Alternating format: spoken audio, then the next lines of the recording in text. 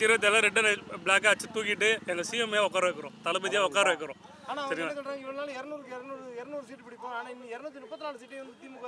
இப்போ எத்தனை திமுகலேருந்து எத்தனை பேர் நம்ம கட்சியில் வந்து இணைஞ்சிருக்காங்க தெரியுமா? இதே திருவள்ளூர் மாவட்டத்திலையும் சரி கிட்டத்தட்ட 200 பேர்கிட்ட வந்து ஜாயின் பண்ணியிருக்காங்க. ஆனால் அதையும் என்ன பண்ணுறாங்க, ஆள் வச்சு அவங்க மிரட்டி அவங்க இது பண்ணுறாங்க, திருப்புறாங்க, திசை திருப்புறாங்க. இதெல்லாம் எதனால்? அவங்க பண்ணுற அட்டுழியம் இதனால் அரசியல் பயம் அவங்களுக்கு ஏற்கனவே வந்துச்சு. இதுக்கப்புறமும் வந்து பார்த்திங்கன்னா அவங்களுடைய ஆட்டம் எடுபடாது. இது தளபதியோட கோட்டை, தளபதி தான். இதுக்கப்புறம் 2026 தளபதி வரப்போகிறாரு.